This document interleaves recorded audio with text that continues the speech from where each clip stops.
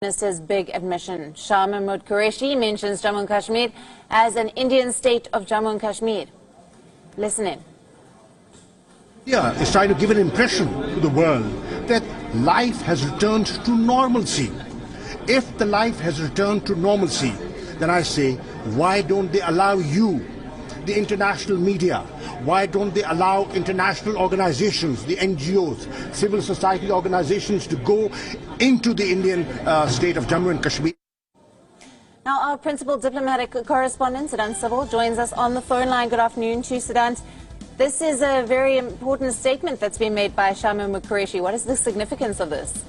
Well, this is the exertion of spreading propaganda, and that is why what he has said, he has said. But by and large, we have seen that he has been raking Kashmir at the United Nations Human Rights Commission. And of course, it was the usual thing which the Foreign Minister has been indulging since 5th of August, when India decided to remove the special status for the state of Jammu and Kashmir. And primarily what he was saying is an admission also of the international realities, of geopolitical realities, which Pakistan still has to come to terms with. Pakistan, of course, has come to terms with this entire thing, but of course it's difficult for them to admit, primarily because of the domestic pressure. But slowly we have seen Pakistan doing U-turns, whether it's on trade front. We have seen first Pakistanis announce that they're going to cut trade ties, and they did indeed cut the trade ties. But we also saw Pakistan is coming out with notifications saying that they will allow medicines from India, the salts for the medicines which are made in Pakistan. So by and large,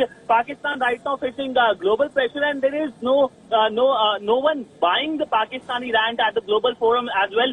Now all eyes will be on India's statement. India will be speaking at 5:45 p.m.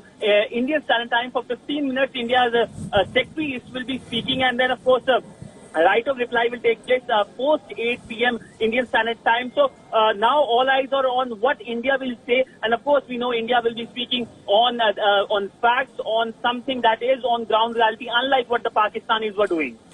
Siddhant, we did expect Pakistan to bring this up at the UNHC meeting today.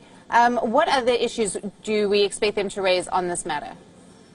Well, Pakistan was, in a sense, expected to not bring up facts, but bring up fiction, and that is what Pakistani Foreign Minister did. So he engaged in something he has been doing so for last 2 months. He highlighted the so-called atrocities, but the ground reality is very different from what he stated. In fact, the Twitter account of India's mission in Geneva had tweeted the ground realities, but it's difficult for Pakistanis to go through facts and indulge in propaganda, which Imran Khan government has been indulging at, whether it's at United Nations Security Council or United Nations Human Rights Commission. We saw on 16th of August last month when Pakistani and the Chinese effort was thwarted by New Delhi because of its allies and partners, and that's expected to happen as the evening progresses in Geneva.